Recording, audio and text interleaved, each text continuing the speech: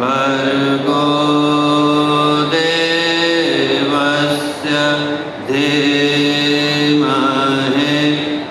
धियो यो नः प्रचोदयात्।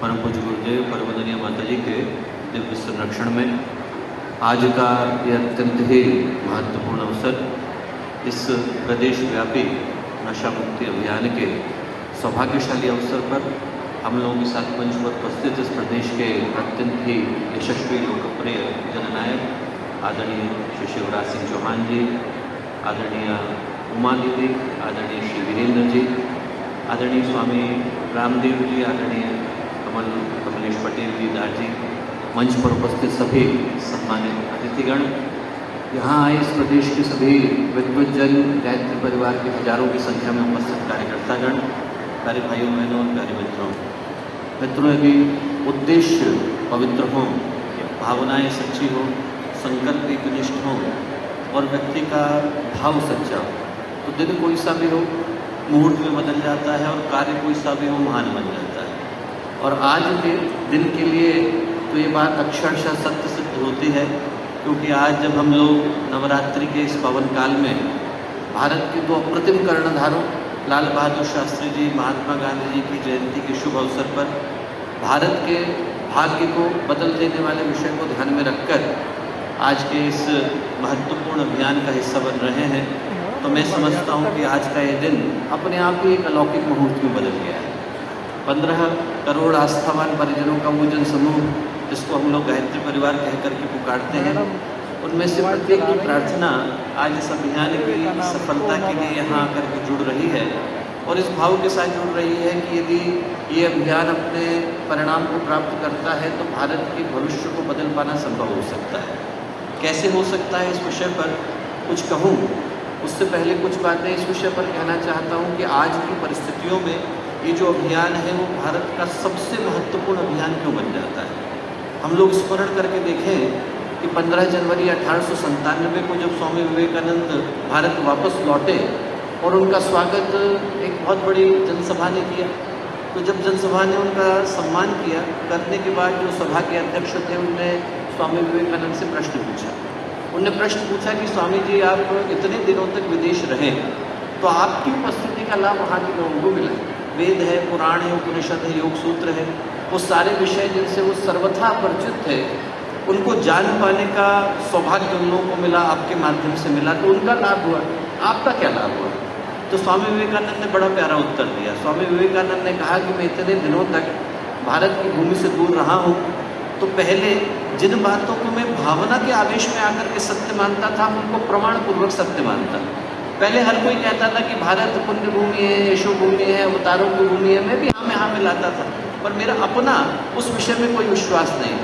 बोले इतने दिनों तक मैं भारत की भूमि से दूर रहा हूँ तो अब इस बात को पूरे प्रमाण के साथ कह सकता हूँ कि यदि पूरे विश्व में कोई एक देश ऐसा है जहाँ पर दया का, त्याग का, करुणा का, मानवता का, आध्यात्मिक उत्कर्ष का, आध्यात्मिक संभावनाओं का सर्वाधिक विकास हुआ है तो भारत का देश है। और बोले पूरे विश्व में यदि कोई एक देश ऐसा है जहाँ पर हर उस आत्मा को जो ईश्वर को पाने का प्रयत्न कर रही है उसको जन्म लेने के लिए बाध्य होना पड़ता है, हुए बिना उसका निर्वाण, उसका मोक्ष, उसकी मुक्ति संभव नहीं, तो बोले भारत का देश। और आज नहीं तो कल उसी भारत के देश से ज्ञान की, विज्ञान की वो धाराएं फिर से बहेंगी जो अपने प्रकाश से विश्व को आलोकित करेंगी। और उन पंक्तियों के परिप्रेक्ष्य में हम लोग आज की परिस्थितियों का मूल्यांकन करें तो क्या ये एक सामूहिक दुर्भाग्य का विषय नहीं है? हम में से प्रत्येक के लिए दुर्भाग्य का विषय नहीं है कि वो भारत का देश जिसको स्वामी विवेकानंद ने ज्ञान विज्ञान की धाराओं का देश कहा, जिसको परम पूज्य गुरुदेव ने अध्यात्म की जन्मभूमि, कर्मभूमि, तपोभूमि कहकर के पुकारा, वो भारत का देश जहाँ पर कभी बुद्ध और महावीर का मौन मुखर हुआ, वो भारत का देश जहाँ पर जैनों के तीर्थंकर आए, सिखों के धर्मगुरु आए, वो भारत का देश जहाँ पर कभी भगवान राम के धनुष की प्रत्यंचा के स्वर गूंजे, वो भारत का देश जहाँ पर भगवान कृष्ण के पांचजन ने अपने उद्घोष को पाया, वो भारत का देश जहाँ पर कबीर, सूर, तुलसी, मीरा, चैतन्य जैसे भक्ति के शिखर ने जन्म लिया, वो भारत का देश जहाँ पर कभी आचार्य शंकर आए, रामानुज आए, निम्बार्क आए, मध्व आए, एक से एक बढ़कर ज्ञान, विवेक, वैराग्य के शिखर आए।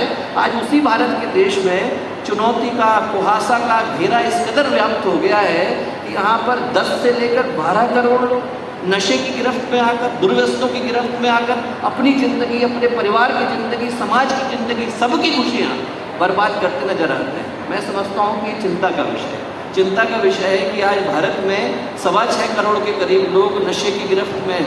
नारकोटिक्स कंट्रोल ब्यूरो तो 10 से 12 करोड़ की संख्या बताता है। मुझे याद आता है, मैं लंदन में कंसल्टेंट के रूप में था। एक रात को हमारे हॉस्पिटल में एक लड़का आया, 27 साल का था, और 27 साल का वो लड़का जो था, उसके पिता लंदन के सबसे अमीर व्यक्ति थे। कैम्ब्रिज को उसने टॉप किया। सिर्फ एक ही समस्या थी, कोकेन लेने की आदत पड़ गई। और यदि कोई व्यक्ति कोकेन को लंबे समय तक लेता है तो उसको एक स्पेसिफिक टाइप के हेलुसिनेशन विकसित होते हैं, जिसको हम लोग लिलीपुशियन हेलुसिनेशन कह करके पुकारते हैं। गुलिवर लिलीपुक से वो शब्द निकल करके आया। छोटे छोटे व्यक्ति उसको अपने शरीर में चलते हुए दिखाई पड़ते थे। इंसुलिन की सिरिंज से निकालने की कोशिश करता था। जिस रात को देखा, उस रात को 27 छेद पूरे शरीर के अंदर थे। 3 महीने लगे हमको उसे ठीक करने में, और हर रात भारी पड़ती थी। हर रात को लड़ता था, गुस्सा करता था। एक दिन उससे पूछा मैंने कि इतना क्रोध किस पर है? तो बोला, आप लोग अपने पर मत लेना, आप लोगों के प्रति नहीं है, मैं अपने पिता से क्रोधित हूँ। मैंने पूछा क्यों? बोले, आप कल्पना करके देखो कि एक सामान्य व्यक्ति अपनी ज़िंदगी में कुछ पाने के लिए आगे बढ़ता है, अच्छी नौकरी मिले, अच्छा परिवार मिले, व्यक्ति सेटल हो। बोले, मैं 18 साल का था, 3 फरारी गिफ्ट में मिल गई। 20 साल का हुआ तो हेलीकॉप्टर गिफ्ट में मिल गए। ऊपर जाने को तो कुछ नहीं था, नीचे गिरने को पर्याप्त था। कोकेन की आदत पड़ गई। मैंने कहा कि आपके पिता इसके लिए जिम्मेवार हो भी सकते हैं, नहीं भी हो सकते हैं। उनका इरादा नहीं था कि आपकी ज़िंदगी को वो ध्वंस करें, पर यदि आपको लगता भी है कि आपके पिता जिम्मेवार हैं, तो प्रश्न उभरता है कि ज़िंदगी किसकी है? आप ज़िंदगी भर अपने पिता को दोष देते हुए गुजारोगे या जिम्मेवारी लोगे? बस वो दिन था, वो लड़का गया। 3 साल के बाद उसने साउथ अफ्रीका से पत्र लिखा। बोले, आपने वो बात उस दिन कही, मेरे दिल में बड़ी गहरी चुभी। मैं पूरे विश्व के भ्रमण पर निकला और बोले, मैं भारत गया, और बोले भारत में मैं एक स्थान पे घूमता था, बस्तर, आप लोग तो अच्छे से परिचित है, पहले मध्य प्रदेश का हिस्सा हुआ करता था। बोले, वहाँ पर मैंने एक किसान को देखा, गरीब था, कपड़े नहीं थे, 4 बच्चे थे पालने को, पर बहुत खुश थे, आपस में खुशी से रह रहे थे। बोले, उनने मुझको भी बुलाया कि आओ तुम भी हमारे साथ खाना खा लो। तो मैंने अपने दुभाषी से पूछा, इंटरप्रेटर से पूछा कि जरा इससे पूछ के तो देख, इसके पास कुछ नहीं है, इतना खुश क्यों है? तो उस किसान ने क्या उत्तर दिया? किसान बोला कि इनसे किसने कह दिया कि मेरे पास कुछ नहीं? बोले, इनसे कहो कि मेरे पास परिवार है। बोला, मैंने अगले ही क्षण फ्लाइट हुई, लंदन को गया और जाकर अपने पिता को गले लगाया। बोले, हम दोनों फूट फूट करके रोए। पहली बार महसूस हुआ कि परिवार का मूल्य क्या होता है। और क्या ये दुर्भाग्य का विषय नहीं दोस्तों? हम लोग सोच के देखें कि वो भारत का देश जहाँ पर गांव का किसान भी लंदन के सबसे अमीर व्यक्ति को परिवार का मूल्य सिखाता था, आज वहाँ परिवारों के परिवार नशे की गिरफ्त में आकर बर्बाद होते जा रहे हैं। सिर्फ वो व्यक्ति बर्बाद नहीं होता जिसको एडिक्शन है। एल्कोहल के कारण 10 तरीके के कैंसर हो जाते हैं, तो शरीर गया, मन गया, परिवार की खुशियाँ गई, परिवार की आर्थिक समृद्धि गई। सिर्फ उन व्यक्तियों का जीवन बर्बाद नहीं हुआ, उस परिवार का भी हुआ। वो व्यक्ति तो बर्बाद हुआ ही हुआ, उस व्यक्ति का परिवार भी गया। और यदि उस व्यक्ति को अपनी आदत को पूरा करने के लिए अपराध की तरफ मुड़ना पड़े तो समाज भी गया। हम लोग सिर्फ एक व्यक्ति को नहीं खोते हैं, देश एक जिम्मेवार नागरिक को खो बैठता है। तो इस विषय पर हर व्यक्ति को सोचने की आवश्यकता है। और ये बड़े गौरव का विषय है कि पूज्य गुरुदेव ने गायत्री परिवार के स्थापित आंदोलनों में दुर्व्यसनों से मुक्ति को आज से 50 वर्ष पहले चुना। आज शांतिकुंज को बने हुए 51 वर्ष हो गए।